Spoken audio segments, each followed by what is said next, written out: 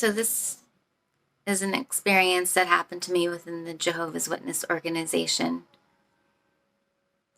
I had taken my two oldest daughters to a movie premiere with my best friend and her daughter. My best friend's mom was watching my youngest baby, who was just a little over a year old. Let's call her Renee Huber.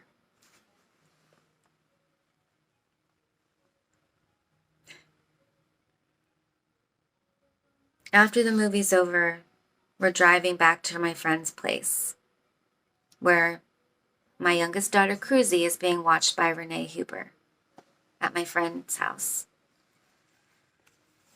We're driving and we get a phone call, and my friend, nonchalantly hangs up and was like, "Oh, Cruzy got into my mom's medicine bottles. It's okay.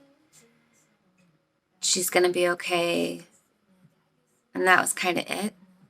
So I'm like, okay, she got into her medicine bottle. She's gonna be okay. All right. Little did I know that she ingested some, to the point of where she couldn't stand up.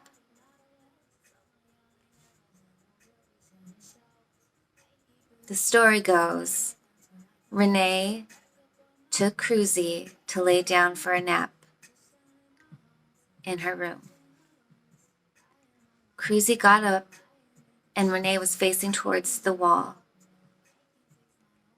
Cruzy got up, got down, was still in the bedroom, right by the nightstand, facing Renee's back, and had gotten pill bottles. Her pill bottles. There was at least 3 of them that I know of. The caps were not on properly, and my 1-year-old baby got into the medication and ingested some.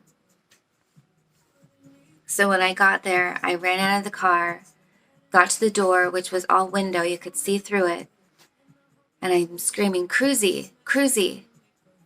They had left her abandoned on the middle of the carpet in the dining room.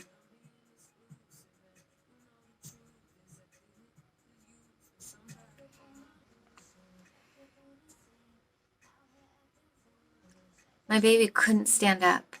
She tried, and it broke my heart every time she fell down on her bottom. She tried. She was so intoxicated with this medication that was not properly concealed.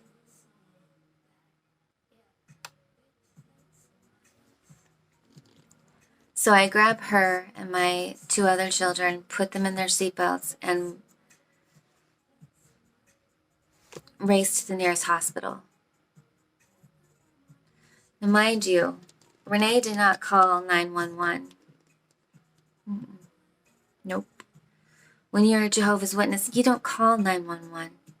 What do? You call internal Jehovah's Witness friends that are in the medical field. And that's what she did. She called her friend that's a nurse.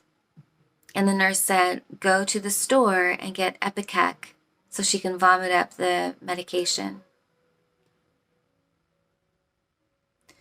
So she went to the store, got in an accident on the way there. Why, I don't know. But I like to just make that a point as well in the story. Maybe she was frazzled. Maybe she was so fucking scared. Who knows? But they didn't sell Ipecac. So I'm assuming she put her fingers down my daughter's throat to have her vomit. I can't verify that. I don't talk to Renee Huber anymore, but I would love to hear her version of what happened. Again, like years later. This has been many years, but it still shakes me with anger because I had to forgive her like that, without consideration as to how serious this really was for my daughter. I forgave her like that. It isn't until I left the organization that I realized how fucked up that situation was, and that she should be disciplined for the neglect of my child, for not calling 911 when pills were ingested. Cruzy was in the hospital for 10 days, over a week. The doctors decided not to have her vomit, pump her stomach, because they thought that would have been more traumatic for her than what she had already been through. So I had to watch my daughter go through a toxicity release.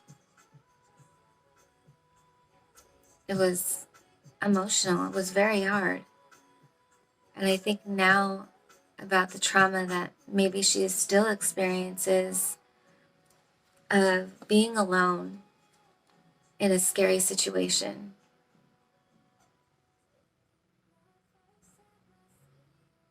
Do you have any questions?